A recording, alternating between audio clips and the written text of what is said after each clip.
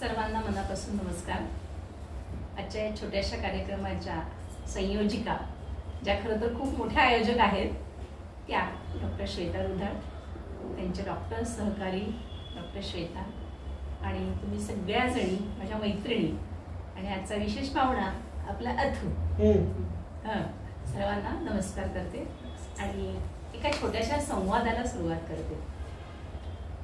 एक अचानक सूचना म्हणा किंवा सजेशन म्हणू आपण डॉक्टर श्वेताकडून आलं आणि माझ्या मनात प्रश्न आला की मी 15 मिनिटं काय बोलावं. मग मी तिच्याशी बोलले फोनवर आणि तिच्या मनातली अशी इच्छा दिसली की छान तरुण स्टाफ आहे सगळा, खूप मोठं आयुष्य तुम्हाला पुढे चालायचं आहे, तर या दृष्टिकोनातनं काही तुला बोलता येईल का. आणि सुदैवाने आज तुम्हाला तेवढा वेळ मिळणार होता. म्हटलं कोणीतरी आपल्याला भगवंताचं नाव घ्यायला सांगतं, ही योजना भगवंताचीच असते आणि त्याला कधी नाही म्हणू नये असं आम्हाला आपल्या गुरुवांनी सांगितलंय. त्यामुळे म्हटलं की इतकी चांगली संधी आहे तर आपण सोडू नये आणि आपण बोलावं. मग असं वाटलं काय बोलावं, तर रामलल्लांचं कौतुक आपण ऐकतोच आहोत. आम्ही अलीकडेच प्रवचनकार अलकाताई मुताली यांची श्रीरामकथा मुलुंडमध्ये 7 दिवस ऐकली, ती मनात घोळतच होती, तर त्याबद्दलच बोलावं असं ठरवलं. सुरुवातीला आपण मंगलमूर्तींचं नेहमीप्रमाणे आवाहन करूया. वक्रतुंड महाकाय सूर्यकोटी समप्रभ निर्विघ्नं कुरु मे देव सर्वकार्येषु सर्वदा. गुरुर्ब्रह्मा गुरुर्विष्णू गुरुर्देवो महेश्वरा गुरुसाक्षात् परब्रह्म तस्मै श्री गुरवे नमः. ओम नमस्ते शारदे देवी सरस्वती मतिप्रदे वसत्वं मम जिह्वाग्रे सर्वविद्याप्रदाभो. ओम जय जय रघुवीर समर्थ. सगळ्यांना मराठी व्यवस्थित कळते.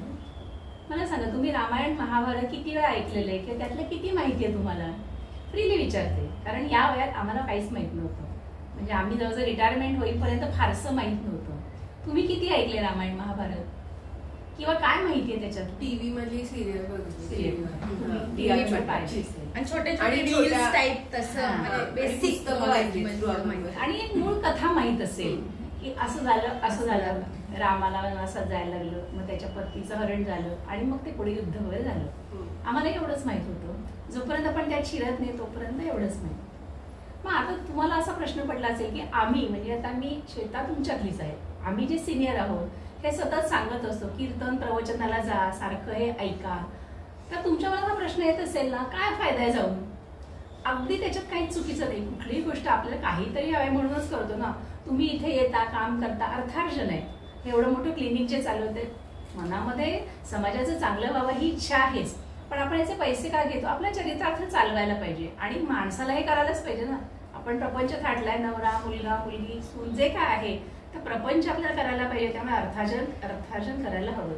पण या कथा ऐकायच्या कशाला? कशाला ऐकायचं रामायण? आता आहे आम्हाला माहिती आहे, पण तरी पण आम्ही जेव्हा मकरंद बुवांच्या कथा अरेंज करतो, म्हणजे आम्ही शुकतालला त्यांचं श्रीमद भागवत केलं 7 दिवस, तर लोक 50-50, 60-60 हजार रुपये खर्च करून येतात आणि 7 दिवस भक्तिभावाने ते ऐकतात. त्यातल्या कितीतरी जणांना ते माहीत असतंच, त्यातले कितीतरी जण ती कथा करणारे पण असतात, पण तरी पण ते येतात आणि ते यावं असं मोठे लोक सांगतात. मग कशासाठी करायचं हे? कशासाठी सांगा बरं तुम्ही, का ऐकायचं रामायण पुन्हा पुन्हा? हा काय रिझन काय? मला पण असं होतं की विचारा असं, कारण ऐकून समजा तुला एक कथा माहिती परत सांगितली तर तुला काय फायदा आहे? वेस्ट ऑफ टाइम आहे की नाही? बस त्याला पैसे पण पडतात, यायला जायला लागतो, परतून नशे घरी तर घरी पोराबाळांचं काय करायचं, सगळे प्रॉब्लेम. मग परत का ऐकायचं? मला असं वाटतं प्रत्येक वेळी आपण 30 गोष्ट ऐकली जरी ना, एक वेगळी काय गोष्ट आपण शिकत राहतो. बरोबर, अगदी बरोबर. प्रत्येक वक्ता, आता मी सांगते याच्यातनं पण कदाचित एक पॉइंट ऑफ प्रत्येकाचा काही तुम्हाला मिळू शकेल. तुम्हाला काय वाटतं? महाभारत माहिती आपल्याला, द्रौपदी माहितीये, पांडव माहितीये, तरी पण पुन्हा पुन्हा का पाहायचं? सांगा तुम्हाला काय वाटतं? हा एक मुद्दा आहे. म्हणजे सांगणाराही वेगळा आहे आणि कधी कधी आपल्यालाही वेगळा अँगल समजून येतो जो आतापर्यंत समजलेला नसतो. अगदी बरोबर. प्रत्येकाला आपली विचारशक्ती जी आहे तो काहीतरी वेगळा प्रगल्भ होत जाते आणि आपल्याला लक्षात येतं. कोण कोण त्याच्यात विचार करतं, हे असं तसं तसं तसं, म्हणजे कोण कोण स्वतःची स्टोरीज पण हे करतात की अरे हे असं झालं, हे असं झालं. तुम्हाला काय वाटतं? तुमच्यात 5 जणांपैकी सांगण्याची पद्धत वेगळी असते. अगदी बरोबर. तुला काय वाटतं? फ्रीली सांगायचं. तेच म्हणजे काहीतरी वेगळं तो वेगळं बोलतो किंवा मी वेगळं बोलतो आणि आपण काहीतरी वेगळं विचारतो. आणि एज ग्रुप जो असतो ना, आपण लहान असताना एक गोष्ट एका पद्धतीने ऐकली, त्यावेळची समज वेगळी, म्हणून ते आपण समजून घेणं ते वेगळं होतं. आताच्या वयात वेगळं, मॅमच्या वयात आम्ही जाऊ अजून वेगळं आम्हाला काहीतरी कळेल. 80 year old पण एक वेगळं काहीतरी समजून अजून काहीतरी वेगळं शिकायला मिळेल असं मला वाटतं. म्हणजे जसं एक्सपिरियन्स येतोय अजून तसं समज. अगदी बरोबर आहे. तुम्हाला एक छोटंसं उदाहरण देते बघा. दात स्वच्छ ठेवायचं प्रत्येकाला माहितीये, ब्रश करायचं मलाही माहिती. आता माझ्या या वयाला तर मला माहितीच असलं पाहिजे. लहानपणापासून आई नंतर जे काय प्रॉब्लेम आले की डॉक्टर सांगतात माहितीये.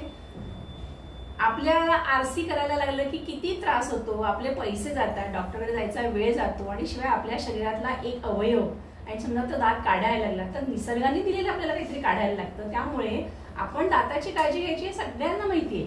तुमच्याकडे येणाऱ्या सगळ्या पेशंट पासून तुमच्यातले जे सगळ्या स्वतः मोठे डॉक्टर आहेत जे क्लिनिक चालवतात जे तुम्ही सगळ्यांना माहितीये. पण तरी पेशंट आल्यानंतर तुम्ही त्यांना सांगता ना की तू असं फ्लॉसिंग कर जेवल्यानंतर किंवा नंतर ते पाण्याचं काही यंत्र आहे आपलं त्यांनी तुम्ही करा म्हणजे दात स्वच्छ होतात. ते माहिती नाहीये का लोकांना. पण का सांगायचं की तुम्ही सांगितल्यानंतर त्याचा इफेक्ट राहतो. मी इथून ज्यावेळेला जाते त्याच्यानंतर पुढे 3 महिने ते मी अगदी न चुकता करते कारण मला आठवतंय हे सगळं. आपल्याला असं सांगितलं आणि आपण हे केल्यामुळे आपल्या दाताची काळजी घ्यायला घेतली जाईल, मग ते दात चांगले राहतील. म्हणजे सांगितल्याचा इफेक्ट काय होतो की ती काळजी घेतली जाते. बघा कपालभाती वगैरे करतात ना त्याचा काय उपयोग आपल्याला माहितीये. फुफ्फुसांमध्ये ऑक्सिजन येतो आणि आपल्याला जेवढा ऑक्सिजन येईल तेवढं रक्ताभिसरण चांगलं होईल, आपली हेल्थ चांगली राहील. आपल्याला काही माहित नाही असं नाही. पण हे सांगणार शिबिर कुठे असेल तर आपण जातो आठवणींनी. का तर तिथल्या शिक्षकांनी ते सांगितलं की पुन्हा आपल्या मनामध्ये ते करतोय की नाही बरोबर आहे की चुकीचं ते पण आपल्या मनात ते पुन्हा बिंबवलं जातं आणि आपण तसं करायचा प्रयत्न करतो ज्याच्यामुळे आपलं आयुष्य सुधारतं. या कथा यासाठीच ऐकायच्या का या कथेमध्ये जे घडलेलं आहे प्रभू रामचंद्रांचं जे आयुष्य आहे त्यांची प्रत्येक कृती त्यांच्या आयुष्यातली प्रत्येक घटना आपल्याला काहीतरी शिकवते आणि वेगवेगळ्या आयुष्यातल्या स्तरांमध्ये ते ऐकल्यानंतर आपल्या आयुष्यातला उत्साह वाढतो, उमेद वाढतो. याचं कारण आपल्या आयुष्यातल्या प्रत्येक टप्प्यात येणाऱ्या समस्या वेगळ्या असतात. लहानपणी आपल्या शाळेत जायचं नसतं ती समस्या असते, मग आपल्याला अभ्यास करायचा नसतो ती समस्या येते. आपण कॉलेजमध्ये जातो कोणावर तरी प्रेम जडतं मग तो आपल्याला मिळेल की नाही, ती आपल्याला मिळेल की नाही हा प्रश्न असतो. पुढे लग्न होतं, लग्न झाल्यानंतर 2 कुटुंब एकत्र येतात त्याच्यात नवीन म्हणजे आपल्या आयुष्यामध्ये समस्या येतच असणार. सगळ्या प्रवचनकारांनी आणि समर्थांनी सांगितलेलंच आहे की प्रपंच हा नासकाच असतो. प्रपंचामध्ये प्रॉब्लेम समस्या येणारच आहेत आणि देव इतका हुशार आहे की प्रत्येकाला वेगळ्या वेगळ्या समस्या दिलेल्या आहेत. तुझी तुला नाही तुझी तुला नाही आणि समस्येविना कोणी नाही. 2 वेळेला भीक मागून जेवणारा किंवा खाणारा भिकारी असो किंवा तिकडे राहणारा मुकेश अंबानी असो प्रत्येकाच्या आयुष्यामध्ये समस्या दिलेल्याच आहेत आणि नेहमी लक्षात ठेवायचं आपल्याला जाणवतोच की दुसऱ्यापेक्षा आपलं दुःख नेहमी कमी असतं. फक्त तो जास्त दुःख असणारा माणूस आपल्याला भेटला पाहिजे तेव्हा आपल्याला कळतं. जॉर्ज वॉशिंग्टनच्या बाबत असं म्हटलंय की त्याला ना तो लहानपणी खूप गरीब होता, आई वडील गरीब होते आणि चांगल्या चपल्या मिळायच्या नाहीत त्याला आणि त्याला नेहमी वाटायचं माझ्याकडे पैसे आले ना की मी छान उत्तम प्रतीचे बूट घेईन आणि त्यामुळे कुठलाही छान बूट असलेला माणूस त्याचं लक्ष सगळ्यांच्या बुटाकडे जायचं. आपल्याकडे जे नसतं ना ते आपल्याला सारखं जाणवतं. मी सगळ्या बायकांचे केस बघत असते कारण माझे केस जात आहेत ना. दुसऱ्याचे केस काय छान आहेत हिचे केस काय छान आहे. मग अरे ही 40 वर्षाची हा ही तरुण आहे मग काय माझेही होते मग 15 मग कोणती 70ची दिसते तिचे केस चांगले असतात मग मला वाईट वाटतं. आपल्याकडे जे नसतं त्याच्याकडे आपलं लक्ष जातं. तर तेव्हा तो म्हणायचा मला असे बूट कधी मिळतील आयुष्यात. आणि मग जेव्हा त्याच्या आईवडिलांना माहित होतं की याला हे असावं मग ते त्याला एकदा एका मुलाकडे घेऊन जातात की त्याला पाय नसतो आणि मग त्याच्या लक्षात येतं की अरे ह्याच्यापेक्षा मला पाय येत मला बूट नसले तरी मी तसा चालू शकतो मग मी किती त्यामाने नशीबवान आहे. म्हणजे थोडक्यात म्हणायचं आहे की दुसऱ्यापेक्षा आपलं दुःख नेहमी कमी असतं. मुद्दा असा की या सगळ्यावरती मात करून आपल्याला पुढे जायचंय. बरं समजा 2 व्यक्तींची दुःख सारखी असेल तरी त्यांचा रस्ता एकच नसतो की तिने हे केलं म्हणून ती त्यातनं तरुण गेली तसं आहे का नाही. आपल्याशी तुलना केली तर प्रभू रामचंद्रांचं आयुष्य किती वाईट होतं हे आपण पुन्हा पुन्हा ऐकलं पाहिजे. बघा आदल्या दिवशी सम्राट दशरथ राजा जो आहे चक्रवर्ती राजा आहे आणि त्याला माहिती आहे की आता माझा उतार वय आहे आणि आता या राज्याची सूत्र कुणाकडे तरी सुपूर्द करायची आहेत आणि प्रभू रामचंद्र सगळे गुण असलेले 67 गुण असलेला तो राजकुमार आहे आणि त्याला राजा करावा असं प्रत्येकाचंच म्हणणं आहे आणि दशरथांनाही ते माहीत आहे. त्यामुळे एक दिवशी सभेमध्ये असा उल्लेख आहे की त्यांनी म्हणे दशरथांनी आरसा घेतला आणि त्याला अशी आपली एक बट पांढरी झाल्याचं जाणवलं आणि त्याच्या लक्षात आलं की आता मला हे राज्य कोणाला तरी सुपूर्द केलं पाहिजे. तर डॉक्टर श्वेता नसले की त्या सुपूर्द करतात ना कोणीतरी एक मुख्य, की मी नसली की तू हा दवाखाना बघ, म्हणजे यात जे काही प्लस मायनस होईल त्याची तू काळजी घेशील. आपला उत्तराधिकारी नेमायलाच लागतो आणि तसं रामचंद्रांना सांगितलेलं आहे की तुला राज्याभिषेक करायचा आहे आणि कधी तर उशीर नाही, आता उद्याच करायचा. आता ते सम्राट आहेत, त्यांना ते त्याची व्यवस्था करणं काही कठीण नाहीये. त्यामुळे सांगितलं जातं त्याच्यासाठी काही यज्ञ करायला पाहिजेत, कौशल्यनी त्याच्या आईने काही हवन करायला पाहिजे, काही अनुष्ठान रामाने करायला हवे, सीतेने करायला हवे, शास्त्र शुद्ध असेल सगळं आहे. आणि हे सांगून तो जातो आणि नंतरचा प्रसंग आपल्याला माहितीये की मंथरा सगळं कैकेयीला भरवते. मंथरा ही कैकेयीला एकनिष्ठ आहे, तिचा रामांवरती राग असण्यापेक्षा तिला कैकेयीवरती प्रेम आहे आणि आपल्याला ज्याच्याबद्दल प्रेम आहे त्याचं चांगलं व्हावं आपल्याला नेहमीच वाटतं. त्यामुळे ती ते कैकेयीला पडवते एक एक गोष्ट की कसं ते चुकीचं आहे, तुझ्या भरताला राज्याभिषेक होणं कसं आहे हे सगळं सांगते. आपल्याला माहिती आहे दशरथाने वर दिलेले आहेत वगैरे आणि त्याप्रमाणे त्या रात्री दशरथ आल्यानंतर ते सगळं नाटक घडतं आणि शेवटी दशरथाच्या लक्षात येतं की रामाला वनवासात जाण्याशिवाय गत्यंतर नाही आणि आपल्याला त्याला राज्याभिषेक करता येणार नाही. दशरथाची परिस्थिती अतिशय वाईट झाली आहे, इतकी वाईट की तो कैकेयीच्या पाया पडलेला आहे. सम्राट दशरथ आपल्या पत्नीच्या पाया पडला आहे आणि सांगतोय की अगं राम जर माझ्यापासून दूर गेला ना तर मी मरीन, तू विधवा होशील. ती म्हणते मला चालेल, मी विधवा झालेली मला चालेल, पण रामाला राज्याभिषेक होता कामा नये, राम वनवासातच गेला पाहिजे. दशरथ तिला सांगतायत की ठीक आहे, तुला काय वाटते तुझा मुलगा राज्याभिषेक त्याला व्हायला हवा ना, तो राजा व्हायला हवा, चालेल ना, भरताला राज्याभिषेक करू, पण माझ्या रामाला का माझ्यापासून दूर पाठवतेस. ती कुठल्याही प्रकारचं स्पष्टीकरण देत नाही. ती म्हणते माझ्या 2 वरांमध्ये हा वर आहे की रामाला वनवासात पाठवा. त्याचं कारण मंथरेने तिला पडवलेलं आहे की राम डोळ्यासमोर राहिला आणि भरताला राज्याभिषेक झाला तर सगळे प्रजाजन म्हणत असणार की बघा राम किती गुणी, पण भरतामुळे त्याला राज्य नाही मिळालं. सगळ्यांचा आजच्या भाषेला सॉफ्ट करणं त्याच्याकडे जाईल आणि तो जाऊ नये म्हणून राम वनवासातच गेला पाहिजे अशी अट कैकेयी घालते. आणि रात्री प्रभू रामचंद्रांना निरोप पाठवला जातो की वडिलांची तब्येत बरी नाहीये, तुला भेटायला बोलवले. सुमंत्र मेसेज येतात त्याला की तुला बोलवले महालामध्ये आणि त्याप्रमाणे राजा प्रभू रामचंद्र येत आहेत आणि दशरथ बघताय जमिनीवर पडलेले आहेत आणि दिसतच आहे तब्येत अगदी बिघडलेली आहे. प्रभू रामचंद्र त्याला उठवतात, काय झालं काय झालं. आणि मग हे सगळं काही स्वतः सांगते की काही नाही, त्यांची तब्येत बिघडली आहे, याचं कारण मी 2 वर मागितले ते असे असे आहे. ते सांगताना काही जराही अडखळलेली नाही. ते म्हणतात ना भूत स्वार होतं एखाद्याला किंवा एखादी अनिष्ट घटना घडणार असेल तर ते तसं होतं, विनाशकाले विपरीत बुद्धी म्हणा, तसं झालेलं आहे. आणि तसं झालंय आणि त्याप्रमाणे कैकेयी ते सगळं सांगते. राम अर्थातच म्हणतो काही हरकत नाही, मग त्याच्यासाठी एवढं व्हायचं काय गरज आहे. तो तर कैकेयीला म्हणतो माते, तो तिला आईच म्हणत असतो. म्हणजे वाल्मिकी असं म्हणतात की कौशल्यापेक्षा कैकेयीला तो जास्त प्रिय होता. म्हणजे ती म्हणायची कौशल्या भरत तुझा आणि राम माझा, इतकं प्रेम असतं. तो म्हणतो माते तू सांगितलं असतं तरी मी गेलो असतो, हे एवढं सगळं करायची गरजच नाहीये. आणि शांत आहे, कुठल्याही प्रकारचा आरडा नाही ओरडा नाही काही नाही. मला उद्या राज्याभिषेक होणार होता चालेल, मला उद्या वनात जायचं चालेल. हे आपण ह्याच्यातनं शिकलं पाहिजे. आपण आपल्याला ओला नाही माहिती तरी चिडतो, एक ओला कॅन्सल झाली तरी 4 शिव्या देतो त्या ओलावाल्याला. तो काही आपला नोकर नाहीये आणि आपल्याला माहितीये ओला कॅन्सल किती प्रसंग येतात आयुष्यात. आपण बाहेर जातो, पाऊस येतो, 4 शिव्या पावसाला घालतो, मी बाहेर पडले आणि नेमका पाऊस आला. ही गोष्ट मॅम सारख्या सांगत असतात, जे येईल ते एक्सेप्ट करा. आता हे आपण रामाकडनं काय शिकायचं की स्वीकारायचं तर ते आहेच आणि कुणावरती दोषारोप नाही करायचा आहे. घडलेला आहे असे मला यातनं रस्ता कसा काढायचा आहे. आता त्या क्षणी समजा रामाने सांगितलं असतं की नाही मला हे चालणार नाही, दशरथाने सगळ्यांना सांगितलेले की नाही, याच्या अनाऊन्स केलंय की नाही, दशरथ राजा आहे, सार्वभौम चक्रवर्ती राजाने जे सांगितलेलं आहे त्याप्रमाणे घडायलाच हवे. काही कोण आहे, काही तिचं ऐकायची गरज नाही, हे राम सांगू शकला असता. आणि यावरती रामाला सगळ्यांनी पाठिंबाच दिला असता कारण सगळ्यांच्या मनातला तो राम आहे. पण तसं होत नाही.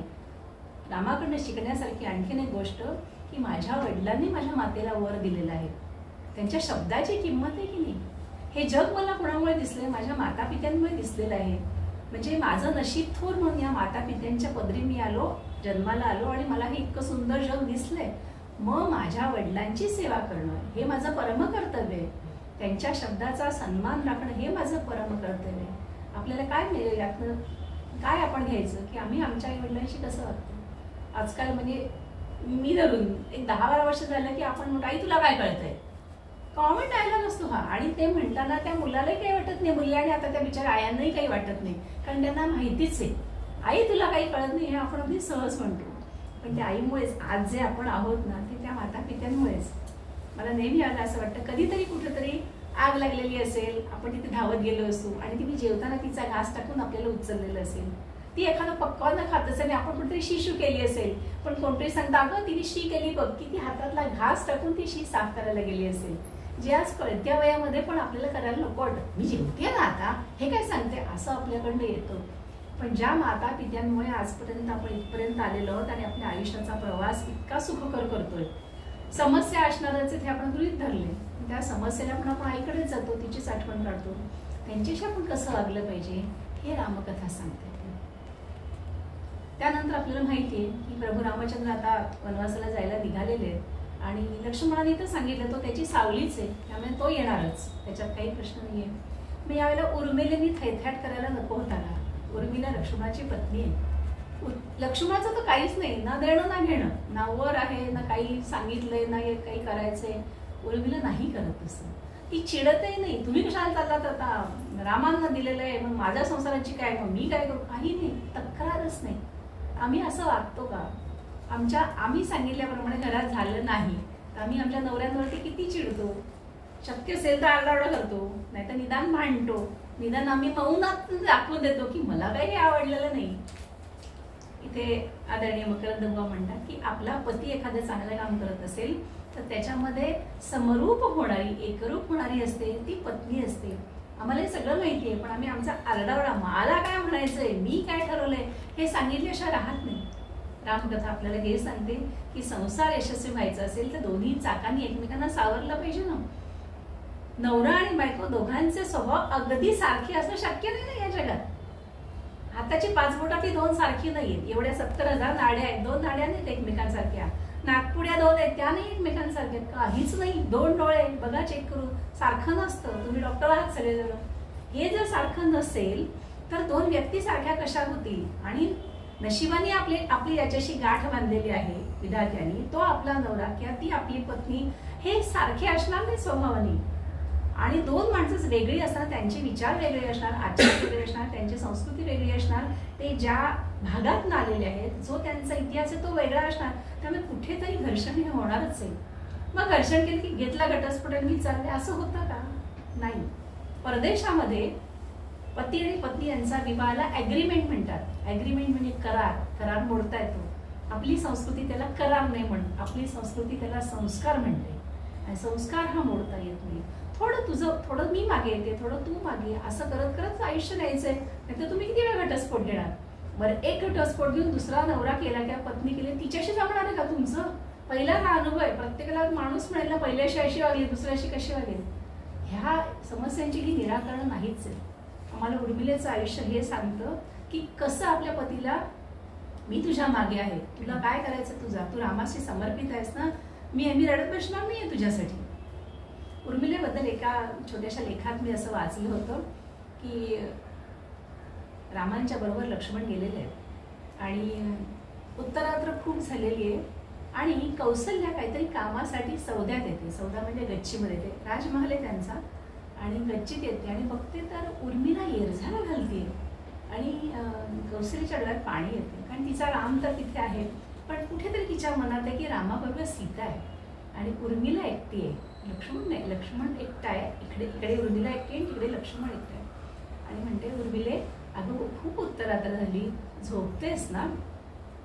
आणि त्यावेळेला ती दूरवर असणाऱ्या ज्या दिशेने प्रभू रामचंद्र गेले त्या दिशेला बघते आणि म्हणते की माझं मन जेव्हा सांगेल ना की आता हे झोपले, लक्ष्मण झोपलेले आहेत, असं माझं मन जेव्हा सांगेल ना त्यावेळेला मी खाली झोपीन. मला अजूनही वाटते ते तिकडे जागेच आहे. किती समर्पित आहे भाग. म्हणजे ती अशी जाऊन रात्री तिच्या वेळेला झोपत नाही, बरं ते तिला दिसणार नाहीये ना, वनामध्ये गेलेले ते तिला तिथला दिवा किंवा काही दिसणार नाहीये. ही समर्पितता उर्मिलेची आहे. आता आपण येऊ सीतेकडे. जानकी ही जनकांची मुलगी आहे, स्वतः राजकन्या आहे. वर्णन असं आहे की कुठेही तिने मखमलीशिवाय पाऊल खाली ठेवलेलं नाहीये आणि अत्यंत कोमल आहे, अत्यंत देखणी, अत्यंत सुसंस्कृत अशी ती मुलगी आहे. आणि तिला तर कोणी म्हणणारच नाहीये आणि कैकेयीने तिला जायला सांगितलेलंच नाहीये. तिचा मुद्दा रामाशी आहे, म्हणजे डायरेक्ट आपण म्हणतो ना, हा प्रश्न हे उत्तर, माझ्या व्रताला राज्य आहे, रामाने जायचं, सीतेने जायचं तिची काही इच्छा नाहीये किंवा तिने जावं न जावं. आणि राम तिला सांगतायत की आपण वनामध्ये जाणार आहोत, तिथे खायला प्यायला मिळणार नाहीये, कंदमुळं फळं खायची, झोपायला दगडगोटे असणार आहेत, चपला काय आता रामाने घातल्या नाही तर ती घालणारच नाहीये, हेही उघड आहे. प्यायला जे काही जळ मिळेल झऱ्याचं वगैरे ते आहे, सगळ्या वेळेला सगळं मिळेलच असं नाही. याच्यात एक कथा पण आहे बरं का, की एके ठिकाणी असं होतं की जानकीला खूप तहान लागते आणि जवळपास कुठे ओढा नाहीये, झरा नाहीये. आणि असं काही असेल तर झरा वगैरे असेल तर त्याच्या काठी ते बसायचे, कंदमुळं फळं काढायचे, दोघं तिघं मिळून खायचे, असं त्यांचा खूप दिनक्रम असायचा. एकदा असं होतं की कुठे पाणीच मिळत नाहीये. म्हणजे मग लक्ष्मण म्हणतो मी थोडं जाऊन येतो बरं का रामा, बघून येतो कुठे पाणी मिळतंय का, मग तुम्ही या पारावरती बसा झाडाच्या. लक्ष्मण बराच दूरवर जातो आणि कुठेही त्याला पाणी मिळत नाही. आणि त्याला प्रश्न पडतो आता काय करायचं, जानकीला तर तहान नाहीये. एवढ्यात लक्ष्मणाला तिथे बागडणारा एक मोर दिसतो. त्याचा छान असा पिसारा आहे, खूप सुंदर सुंदर मोरपीस आहेत आणि तो मोर त्याच्याशी संवाद करतो. आता हे सगळं पुराणातलं आहे, हे आपण गृहीत धरायचं. मोर कसा बोलला आणि त्याला कसं काय बोलता येतं यात जायचं नाही. आपण आपल्या पूर्वजांनी, संत तुकोबांनी, रामदास स्वामींनी जे सांगितले ते आपण ऐकायचं आणि पुढे जायचं. तो मयूर त्या लक्ष्मणाला म्हणतो की काय शोधतोयस तू लक्ष्मणा. तर म्हणे अरे जानकी देवींना तहान लागली आणि पाणी नाहीये, तर म्हणजे झरा कुठे दिसत नाहीये. तो मोर म्हणतो की मी या जंगलात राहतो, मला पाणी कुठे माहितीये, ते लांब आहे. तर मग लक्ष्मण म्हणतो तू सांगशील का, मी तुझ्या बरोबर येतो आणि ते पाणी आणतो, कारण जानकी देवीला तहान लागली आहे. मयूर म्हणतो की मी तो सांगीन, पण काय आहे ते दूर आहे आणि जसं जसं थोडं थोडं अंतर जाईल तसं माझं एक एक पीस गळून जाणार आहे. तर मग लक्ष्मण चिंताक्रांत होतो की आता काय करायचं.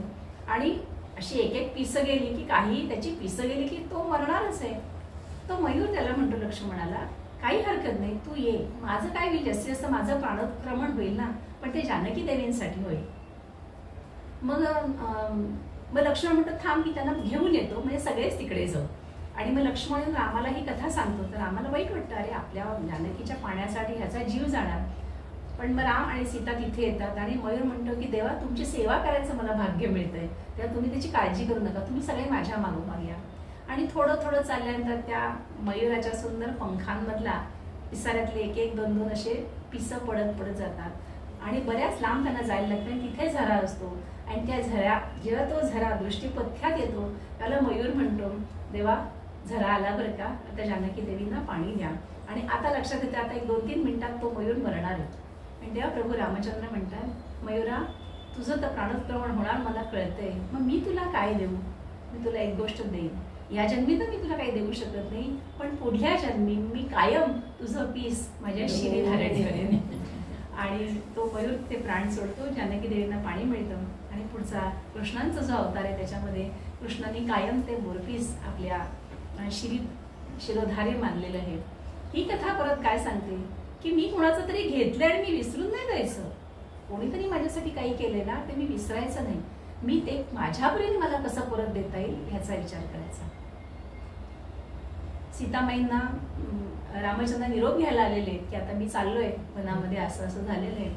तर ती म्हणते अर्थातच मी येणार, जेथे राघव तेथे सीता, काहीही प्रश्न असतील तर तुम्ही माझ्या बरोबर आहात ना, मी तुमच्या बरोबरच असणार. आम्ही काय करतो, आमच्या नवऱ्याची ट्रान्सफर कुठे झाली तर आम्ही नाही जायला तयार होत, कारण तिथे सगळ्या सोयी नसतात. कलियुगाचा आपल्यावरती प्रभाव आहे की आम्ही आपलं मी आणि माझं याच्या पलीकडे जात नाही. आपल्याला ही काही शिकवते की माझ्या पतीला काही प्रश्न असतील, आणि हे पतीसाठी पण आहे बरं का, सगळेच नियम स्त्रियांनाच आहे असं अजिबातच नाही. जसं स्त्रीनी पुरुषासाठी करायचंय पतीने पण आपल्या पत्नीसाठी करायचंय. आणि ती सीता आपल्याला ती कथा माहिती की सीतेला वल्कलं नेसता येत नाहीये. मग ती रामांना म्हणते की मला हे माझ्या वडिलांनी शिकवलेलं नाही, मला नाही वल्कलं नेसता येत. तर तुम्हीच मला वल्कल कशी नेसायची ती शिकवा. आणि राम तिला वल्कल नेसवायला लागतो. मग त्यावेळेला सुमंत्र जे आहेत त्यांच्या मंत्रिमंडळातले ते आणि वसिष्ठ ऋषी रागावून येतात की सीतेने वल्कल नेसायची अशी अटच नाहीये, या वरामध्ये असं कुठेच नाही, त्यामुळे असं काही होणार नाही. सीता जी राजकन्या आहे किंवा आता जी राजस्नुषा आहे त्याप्रमाणे जाईल. आणि नंतर दशरथांनी सांगितले की तिला 12 वर्षापूर्वी एवढे अलंकार, एवढे दागिने, एवढी वस्त्र आणि तिला जे जे काही लागेल ते सगळं वनामध्ये पाठवा, अशी दशरथांची आज्ञा आहे. आदर्श सासरा कसा असावा तेही ही कथा सांगते. कारण त्यांना वाईट वाटतंय की राम तर जाणारच आहे आणि सीता पण त्याच्यातनं जाणार, चालणारच नाही. ही कथा हे सांगते की आपण दुसऱ्याची काळजी कशी घ्यावी. आपण दुसऱ्याची काळजी घेतली की तो आपली काळजी घेणारच आहे आणि त्याचा परत आरडाओरडा करायचा नाही आम्हाला.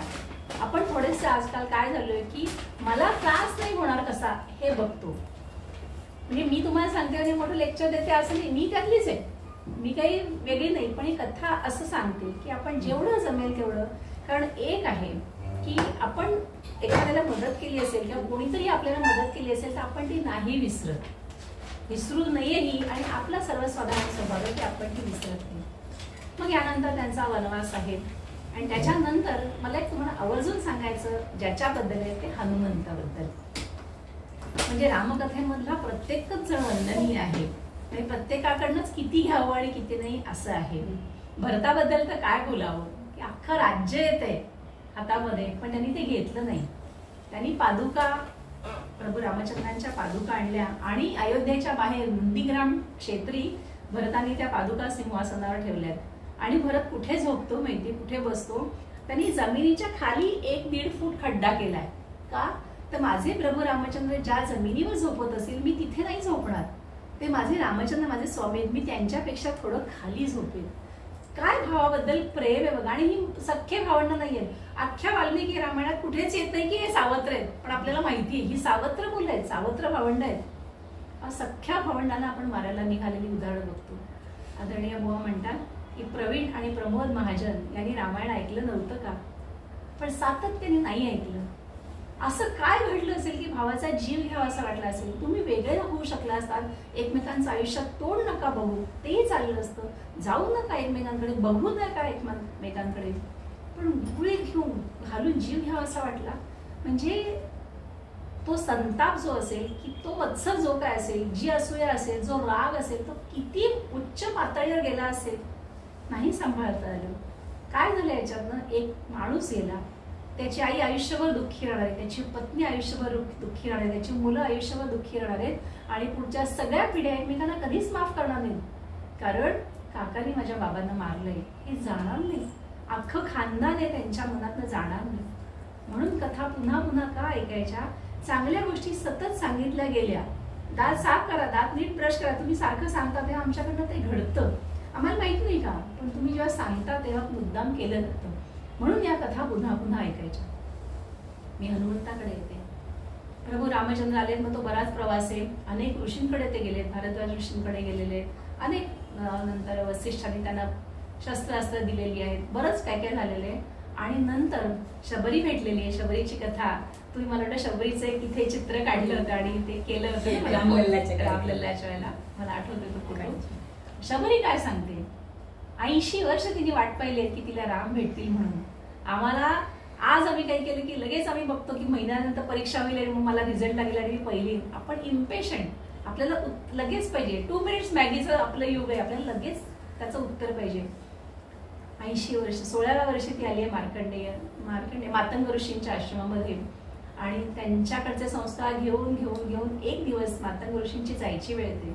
त्यावेळेला मातंग ऋषींना ती म्हणते, ते तिला सगळं शिकवून गेलेले आणि त्यांना ती म्हणते की माझे श्रीराम मला कधी भेटतील, मला त्यांचं दर्शन कधी, मी त्यांचं दर्शन घ्यायला कुठे जाऊ. त्याला ते म्हणाले की शबरी तू 80 वर्ष इतकी तपश्चर्या केलीस, तू इतकी पवित्र आहेस ना की तुझं दर्शन घ्यायलाच प्रभू रामचंद्र इथे येतील, तुला जायलाच नको. आणि ती विचारते, तिच्या मनात आलं असतं की ते कुठल्या वेशात येतील, तर माझे ऋषी जे घालतात त्याच कॉस्ट्युम मध्ये येणार. मातंग ऋषी वल्कलच नेसलेले असतात आणि त्याप्रमाणे प्रभू रामचंद्र आलेले आहेत. पण ती मुलगी म्हणजे ती 16 वर्षाची असते त्यावेळेला, ती रोज रानावनात जायची, फळं कंदमुळं फळं आणायची आणि स्वच्छ ठेवायची का? प्रभू रामचंद्र आले तर त्यांना खायला द्यायला फळं घ्यायसाठी मला परत वनात जायला नको, माझा वेळ जाईल ना त्याच्यामध्ये. म्हणजे प्रभू रामचंद्र आले की फळं तयार हवेत, ती रोज आणायची. 1 दिवस 2 दिवस 1 महिना 2 महिने 1 वर्ष 2 वर्ष 80 वर्ष जातात. ती 96 वर्षाची झालेली आहे शबरी. आणि त्या दिवशी प्रभू रामचंद्र आले. पण ह्या मुलींनी आपलं ते स्वच्छ ठेवलं. म्हणजे आज रामचंद्र आले तर मी त्यांचं स्वागत कसं करीन, हे जे तिचं लक्ष होतं त्या लक्षापासून ती दूर गेली नाही. आपल्याला 1 वर्षानंतर परीक्षा असते, मी रोज अभ्यास करायला हवा की नाही? मला जर हे क्लिनिक छान चालायला हवंय, आज ह्याच्याऐवजी डबल क्लिनिक खायला पाहिजे, माझ्याकडे आज 10 पेशंट येतात ते 20 पेशंट यायला हवे, तर मी काय करायला हवे? मी त्यांच्याशी मनापासून वागलं पाहिजे. तुम्ही वागताच आहात, तुमचं क्लिनिक तर हे आदर्शच आहे. पण ज्या वेळेला मला वेळ नाही तरी पण मी छान बोलीन, तो जो दाताची ट्रीटमेंट घ्यायला पेशंट आहे त्याच्या मनात काय विचार असतात? त्याला पहिलं असं वाटतं की ही कुठेतरी घुसून माझे दात किंवा माझी जीभ कापली तर जाणार नाही, ही भीती पेशंटच्या मनात असते. कारण तुम्ही पण ज्या पेशंट होऊन गेला असाल की बाबा ह्या डॉक्टरचं लक्ष आहे ना माझ्याकडे, पहिली गोष्ट त्याला येतंय ना, हे मी त्याला काय अडलं तर तो कुणातल्या सिनियरला विचारतोच आहे ना, बाबा मला असं नाही, असं करायचं, मीच करून टाकतो, असं नाही ना. हे जे पेशंटच्या मनात विचार आहेत ह्याचा विचार डॉक्टरनी करायला हवा. सगळ्यात म्हणजे माझ्या मनातली भीती तर कायम असते की ते यंत्र असताना टुर्र करणं, ते इकडे तिकडे तर जाणार नाही ना. तुम्हाला त्याची सवय झाली आहे, तुम्हाला काहीच वाटत नाही. म्हणजे रोज आपण आमटी कशी फोडणीला टाकतो ते आपलं रोजचं असतं. पण पहिल्यांदा मुलगी आमटी करते तेव्हा तिला प्रश्न असतो, मेथी कधी घालायची, मोहरी किती वेळ घालायची, लसूण घालायचा की नाही, या पाणी कधी घालायचं, कारण ती पहिल्यांदा करत असते. तुम्ही सरावलेले असता त्यामुळे तुम्हाला काही वाटत नाही. त्या पेशंटला जे वाटतं त्याचा विचार केला. आणि कायमच प्रत्येकाला वाटत असतं की डॉक्टर माझ्याकडून जास्त पैसे घेतात, तो माणूस गरीब असो श्रीमंत असो. मग तुम्ही त्याला छान समजावून सांगता की हे असं आहे. श्वेता मॅडम तर आम्हाला 3 पर्याय सांगतात की हे काय, ह्या प्रकारचा दात लावता येईल, ह्या प्रकारचा, ह्याची किंमत जास्त आहे, पण हा तुम्ही लावला तरी चालेल. माणूस कितीही श्रीमंत असो त्याला त्याचे 2 पैसे वाचलेले हवेच असतात. हे काय मग लक्षात ठेवायचं, त्या तसं लक्षात ठेवतात. त्यामुळे इथे येताना मला खात्री असते की माझे जे 2 पैसे जातील त्याचा उत्तमच विनियोग झालेला आहे, मला कुठेही कुणी लुबाडलेलं नाहीये. आता माझी ती छोटी बहीणच आहे, तो भाग निराळा. पण तुम्ही ज्याला तुमच्या पेशंटशी वागाल त्या त्यांनाही असंच वाटलं पाहिजे, हे तुम्ही वागलं पाहिजे. असं ज्यावेळेला वागाल त्यावेळेला तुमच्याकडे अर्थातच पेशंट जास्त येणार आहे. कदाचित तुमच्याला प्रत्येक स्वतःची क्लिनिक उद्या काही दिवसानंतर उघडू शकेल, तर हे तुम्हाला त्याला लक्षात राहायला पाहिजे, ठेवायचंय. हे शबरी आपल्या वागण्यातनं सांगतील की मनापासून मी सेवा केली आणि प्रभू रामचंद्र आलेले. आणि त्यानंतर वर्णन असं आहे की ती त्याला रामचंद्राला म्हणते की तुम्ही मला काही ज्ञान द्या. प्रभू सांगतात तुझ्याकडे इतकं ज्ञान आहे की मी तुला काय सांगू. म्हणजे आत्मनिवेदन जे आहे ना त्या परिस्थितीला तू पोचलेस, म्हणजे त्या लेवलला आजच्या भाषेत, की आम्ही तुला काय सांगू. आणि त्यानंतर ती तिथे डोळे मिटते, प्रभू रामचंद्रांकडे बघून तिचे नेत्र मिटतात आणि तिथेच तिची ज्योत होऊन आभाळात जाते. तो तिच्या आयुष्यातला शेवटचा दिवस आहे. ही कथा आपल्याला काय सांगते की कसं एक डेडिकेशन ज्याला म्हणतात, म्हणजे स्वामी विवेकानंदांचं वाक्य आहे, if your dedication is deeper than sea and if your aspirations are taller than mountain, be rest assured your tomorrow is brighter than sun. Dedication काय आहे, ही श्रद्धा काय आहे, शबरी आपल्याला श्रद्धा सांगते. मग ही श्रद्धा कुठेही असेल, घरातल्या आजारी माणसाची सेवा करायची असेल, मला अभ्यास करायचा आहे, आता मला 4 ठिकाणी निरूपणं करायचे आहेत, मला अभ्यास करायला हवे. आता मी जर म्हणेन की आता मी रिटायर झालो तर मी नाही अभ्यास करणार, नको करूस. पण माझं निरूपण कुठेतरी चांगलं व्हायचं असेल तर मला अभ्यास करायला पाहिजे. कष्टाशिवाय फळ नाही. No lunch comes free in the world. आणि विवेकानंदांचं एक वाक्य आहे की यशाचा मार्ग हा मरणाच्या दारातून जात असतो. ते मरण म्हणजे खरं मरण नाही, तुम्ही इतके कष्ट करायला हवे तरच तुम्हाला यश मिळणार आहे. शबरीची कथा हे सांगते. आणि नंतर आपण हनुमंताकडे येऊया. हनुमंताची इथे शबरीने सांगितलेलं आहे की तुम्हाला सुग्रीवाची भेट घ्यायची.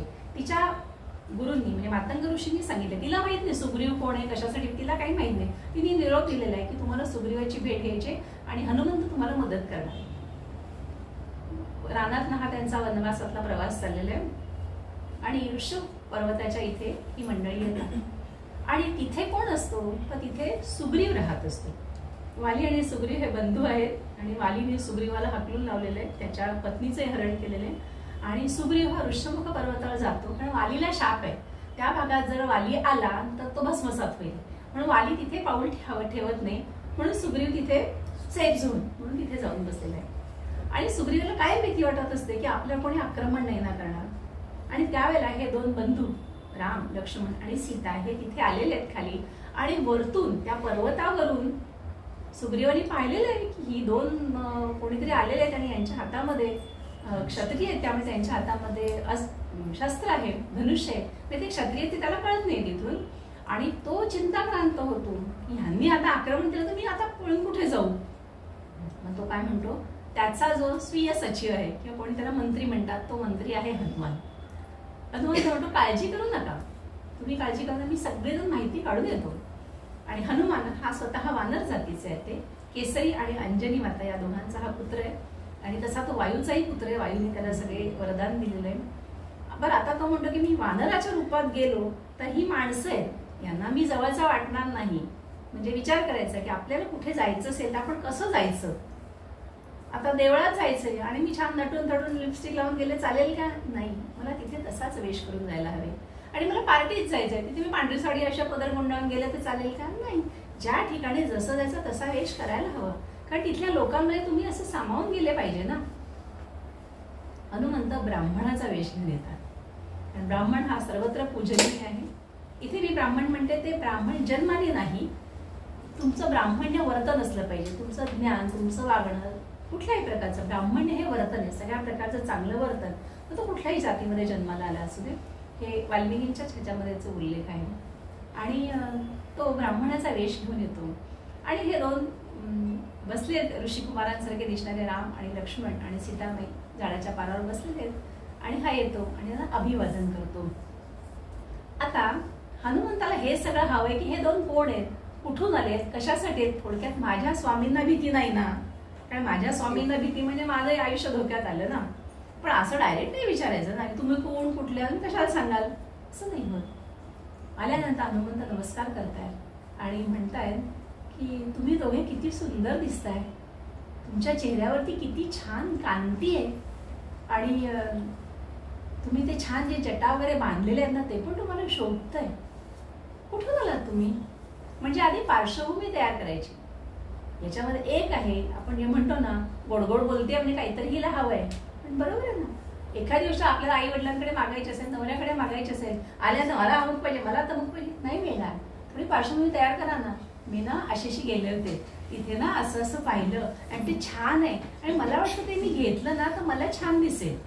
की अमुक अमुक स्वयंपाकाला आणायचंय, हे आणलं ना तर ह्या मिक्सरपेक्षा तो ज्युसर चांगला आहे, आपण ज्यूस पिऊ शकू, मग आपण घेऊया का ज्युसर. आपलं प्रश्न असा असावा की समोरनं होकार यावा. हे आपल्याला हनुमंत शिकवत आहे. भस्कन विचारत नाही तुम्ही कोण, कुठून आलात, कशासाठी आलात आणि इथे काय काम तुमचं, नाही. आणि ते तो विचारतोय. नंतर हनुमंत असं म्हणताय की तुमच्या चेहऱ्यावर तर तुम्ही कुठे ते राजकुमार आहात असं वाटतंय, मग तुम्ही हे वल्कल का बरं परिधान केली आहे. म्हणजे जर राजकुमार असतील तर वेश बदलून इथे टेहळणी करायला तर नाही ना आलेले, की इथे वल्कल घालून यायचं आणि इथलं सगळं बघून मग नंतर मागून सैन्य येतंय. आपल्याला काय कळलं पाहिजे. तिसरं ते म्हणते प्रभू रामचंद्र, तुमची तर कांती निळसर आहे आणि तुम्ही दोघे बहुतेक भाऊ असाय, सारखे सारखे दिसताय आणि तुमच्या अंगावरती अलंकार असायला पाहिजेत. मग अलंकार न ठेवता तुम्ही ही वल्कल का बरं धारण केली. आणि हे ज्याला हनुमंत सांगत असतात त्याला रामचंद्र लक्ष्मणांना म्हणतात की लक्ष्मणा बघितलंस का, हा वानर, हा जो ब्राह्मण आहे हा किती सुंदर बोलतोय, म्हणजे त्याची वैखरी त्याच्या कंठावर आहे असं वाटतंय. दुसरी गोष्ट, हा बोलताना कुठेही चुकत नाहीये, कुठलं व्याकरण चुकत नाहीये. प्रभू रामचंद्रांचा व्याकरणाचा अभ्यास आहे. रामचंद्र म्हणतात ह्यानी ऋग्वेदाचा अभ्यास केला असला पाहिजे, ह्याला सामवेदानी जे देवतांचं आपण गायन करतो हे याला येत असलं पाहिजे, त्याला अथर्ववेद माहीत असला पाहिजे, यजुर्वेद माहीत असला पाहिजे, कारण त्यातलं तत्वज्ञान ह्याला कळतंय. म्हणजे हा ब्राह्मण ज्ञानी असला पाहिजे. म्हणजे समोरच्याला कसं गेस करायचं हे प्रभू रामचंद्र सांगतात की त्याच्या बोलण्यावरनं आपल्याला अंदाज आले पाहिजेत ना, की हा पेशंट स्वतःच कदाचित एखादा MDS डॉक्टर असू शकेल, त्यांनी सांगितलं नसेल तुम्हाला, त्याला टेस्ट करायचं असेल की इथे मला कॉम्पिटिशन आहे, हे लोक कशी ट्रीटमेंट देतात, होऊ शकतं, कारण हा शेवटी बिझनेस आहे. तुम्हाला सगळेजण आपले पत्ते ओपन करतील असं नाही. आणि रामचंद्र म्हणतात सगळे वेद ह्याला येत असले पाहिजे, ह्याचं व्याकरण उत्तम आहे आणि त्याच्या बोलायची जी पद्धत आहे त्यात कुठेही चित्र विचित्र हावभाव नाहीयेत. कधी कधी भाषण करताना होतं आपण डोकंच खाजत बसतो किंवा कोणीतरी असा रुमालाचा चाळाच करत बसतो, म्हणजे बघणाऱ्यांना अस्वस्थ व्हायला होतं ना, किंवा कोणीतरी असं हात खिशातच घालून असतात, काढतच नाहीत तासभर. अरे हे काय, तुम्ही लोक अनकम्फर्टेबल होतात. त्यामुळे ह्याचं कुठलंही वागणं जे आहे ना ह्याच्या भिवयांची हालचाल, चेहऱ्याची हालचाल, शरीरातल्या कुठल्याही अवयवांची हालचाल ही विचित्र नाहीये, अतिशय योग्य. शिवाय तो सगळे योग्य शब्दच योग्य ठिकाणी वापरतोय. म्हणजे हा ब्राह्मण आहे, हा किती हुशार, गुणी आणि एक वेगळ्या प्रतीचा आहे असं मला वाटतंय. म्हणजे यातनं आपण काय शिकायचं, समोरच्याला आपण ओळखायचं, एक आपलं मत तयार करायचं आणि कुठेही हा आरडाओरडा करत नाही. याचं बोलणं किती सौम्य आहे. प्रभू रामचंद्र स्वतः भगवानच आहेत, त्यामुळे त्यांना कळलेलं आहे हा कोण आहे, पण ते त्याला ओळख दाखवत नाहीये. ते शांतपणे त्याच्याशी बोलतात. हनुमंतांचं हे जे वागणं हे आपल्याला सांगतं की संभाषण कौशल्य कसं असलं पाहिजे. त्यातलाच एक पुढचा एक प्रसंग सांगते. आपल्याकडे वेळ तसा कमी आहे, आता संपवू देऊया. की सीतेला शोधायला हनुमंत जातात, आपल्याला माहिती आहे, आणि प्रभू रामचंद्र मुद्रिका देतात, कारण काहीतरी ओळख पाहिजे ना, तुम्ही आलात कुठून. आणि तिथे ती सीता आहे, रावण तिच्यावर दादागिरी करून गेलेला आहे. हे सगळं हनुमंतांनी वर बसून बघितलेलं आहे. आणि सीता त्याला सांगते की वाटेल ते झालं तरी मी तुला कधीही शरण येणार नाही, कारण माझा पती जो आहे रामचंद्र आहे तो अत्यंत पराक्रमी आहे आणि तो तुला परास्त करून टाकणार आणि मला नेणार आहे परत, तिला खात्री आहे. हे सगळं हनुमंत वळून बघतात. आता हनुमंत म्हणतात की सीता कृश झालेली आहे, कारण जवळजवळ 11 महिने झालेले आहेत वनवासातले, आणि खंगलेली आहे तशी, मनाने असणारच ना, ती दुःखातच असणार. आता हनुमंत म्हणतात की तिला जाऊन सांगितलं पाहिजे ना की मी आलोय, रामचंद्रांकडनं आले, मी तिला हायसं वाटेल. मग हनुमंत विचार करतात मी कसं जाऊ. आता मी माकडाच्या वानराच्या रूपात झालो तर ती घाबरेल ना, हे कुठलं वानर आलं, आणि ती माझ्या विश्वास कसा ठेवेल, आणि मला बघून ती मूर्छित झाली, समजा तिचं कमी जास्त झालं तर काही अर्थच नाही एवढ्या सगळ्याला. मग हनुमंत विचार करतात. हनुमंत सुंदर गायन करत बरं का, आणि हनुमंतांनी मंजूळ आणि सुंदर अशा आवाजामध्ये प्रभू रामचंद्रांची माहिती गायला सुरुवात केली. अयोध्या नावाची नगरी आहे, तिथे दशरथ नावाचा राजा आहे, त्याला अशा 3 राण्या आहेत, त्यांना पुत्र प्राप्ती नव्हती म्हणून त्यांनी यज्ञ केला पुत्रकामेष्ठी. असं तो हळूहळू गायला सुरुवात करतो. बघा, आपल्या माहेरचं वर्णन कुणी करायला की आपले कान टळकारतात की नाही, त्यांचं लग्न झालंय त्यांनी सांगा, आपले कान टळकारतातच. आईकडचं बाबांकडचं काहीतरी सांगताय, नुसतं त्या गावाबद्दल कोणी बोललं ना तरी आपलं लक्ष टवकारतं, कारण आपलं प्रेम आहे तिथे. आणि साक्षात प्रभूंचंच वर्णन तो हनुमंत करतोय. सीता आता सावध होतीये आणि तिच्या मनामध्ये लगेच आशेचे किरण पण आहेत की माझ्या माहेरचं कोणतरी आहे, माझ्या पतिराजांकडनं कोणतरी आलंय. आणि मग ती छान, मग असं झालं तसं झालं, आणि ती सगळं ऐकतीये. आणि हळूहळू प्रभू रामचंद्र त्यांच्या वनवासातल्या प्रवेशापर्यंत आले. पुढचं तिला माहिती नाहीये ना, कारण तिला पळवून आणलेलं आहे रावणाने, ह्या 11 महिन्यातलं माहिती नाहीये. मग तो पराक्रम कसा आहे तो हनुमंत हळूहळू सांगतोय. आणि नंतर तो काय करतोय, आता त्याच्याही लक्षात आलं, तर हिला उत्सुकता आहे, आता पुढे काय, आता पुढे काय. आणि एका टप्प्यानंतर तो थांबतो. मग तेव्हा सीतामाई विचारते, मग हे कोण इतकं सुंदर गातंय, आणि मग ह्याच्या पुढे काय झालं ते नाही मला माहिती. आता हनुमंत लहान रूप धारण करून उडी मारून तिच्यासमोर उभे राहतात. काय सांगते ही कथा, की जेव्हा आपल्याला काही काम करून घ्यायचंय, मी स्वार्थानेच असं नाही, कुठलंही आपण अनेक कामासाठी जात असू तर आपण इथे कसं लागलं पाहिजे, आधी समोरच्याचा विश्वास संपादन केला पाहिजे आणि नंतर आपला मुद्दा आपल्या तिथे मांडला पाहिजे. हनुमंत हे सांगतात. बरं, पुन्हा त्याचं मोठं वानर रूप घेऊन जात नाही, छोट्याशा वानराच्या रूपात जातात. म्हणजे ते तिला लेकरूच वाटतं, सीतामाईला ते लेकरूच वाटतं, आणि तिला ते माते म्हणूनच हाक मारतायत. आणि मग तिथे तिच्यासमोर प्रकट होऊन त्यांना जे काय सांगायचं ते सांगतात. हनुमंताची प्रत्येक, आपण आजच्या भाषेत ऍक्शन म्हणून, प्रत्येक क्रिया जी आहे ती आपल्याला काही ना काही शिकवत असते. म्हणून आजही असं म्हणतात, बुवांच्याच बोलण्यात आलं की पाश्चात्य देशांमध्ये अनेक ठिकाणी रामायण शिकवलं जातं.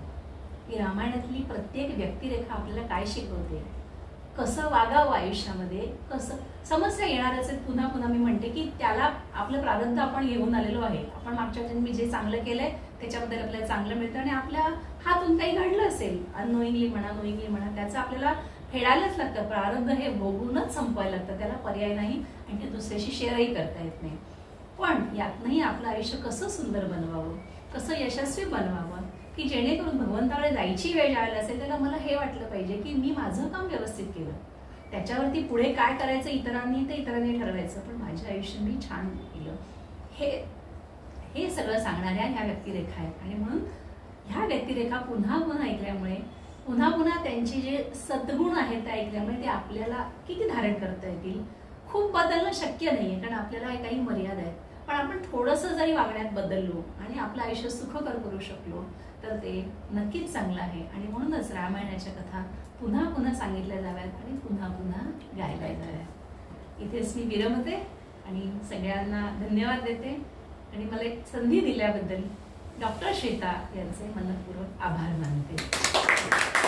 आपण छान हे करूया, जप करूया एक आणि त्याचं हे घ्या, हळूहळू घ्या, एकदम हळूहळू घ्या. भगवंताचं नाव घेतलं आता हे या वयात तुम्हाला नाही पडणार, पण भगवंताचं नाम जेवढं घेऊ तेवढं आपण भगवंताशी अनुसंधान साधल्यासारखं होतं. आणि भगवंत आमच्या मंदातही म्हणतात परमेश्वर हा आहेच, तुम्ही त्याला नाव काही पण द्या. आपण एखादं काम करतो पण की हजारो उदाहरण, आईच्या पोटातलं बाळ एका क्षणी बाहेर येतं, तो क्षण त्याला नाही मिळाला आणि त्याला उशीर झाला तर ते जिवंत येत नाही बाहेर. कोण इतके हजारो आपली लोकसंख्या आहे जगामध्ये, ते बाळ ते निर्माण होणं त्याला कोण देतं हवा, त्याला कोण खायला प्यायला कोण देतं, ती सिस्टीम देते. त्या आईला कळतही नाही सगळं कसं होतं, कोण करतं, हे करणारी सिस्टीम आहेच ना. आपण खातो काय पोळी भाजी, त्याचं रक्त बनवून दाखवावं, पोळी भाजीचं रक्त बनवून दाखवावं आणि कसं होतं कळतच नाही.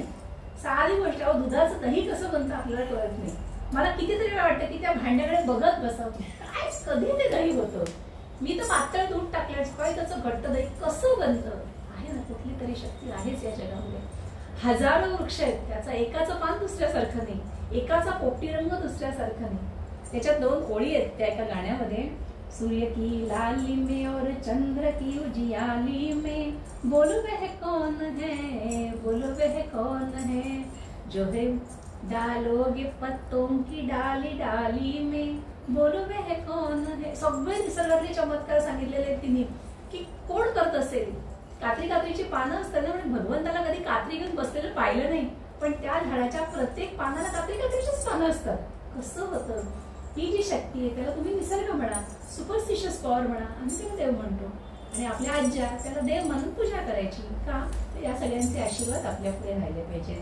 आणि याच्यासाठी अनुसंधान राहावं म्हणून त्या भगवंताचं नाव घ्यायचं, म्हणून नावाचं महत्व. आपण थोडंसं भजन गाऊया.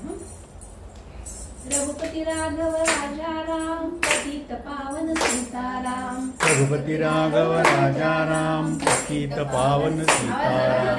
रघुपती राघव राजा राम, पतित पावन सीताराम. रघुपती राघव राजा राम, पतित पावन सीताराम. रघुपती राघव राजा राम, रघुपती राघव राजा राम, रघुपती राघव राजा राम, रघुपती राघव राजा राम. पतित पावन सीताराम, पतित पावन सीताराम. पतित पावन सीताराम, पतित पावन सीताराम. रघुपती राघव राजा राम, पतित पावन सीताराम. रघुपती राघव राजा राम, पतित पावन सीताराम. रघुपती राघव राजा राम, पतित पावन सीताराम. रघुपती राघव राजा राम, पतित पावन सीताराम. भगवान प्रभु रामचंद्र महाराज की जय. पवन पुत्र हनुमान की जय. जय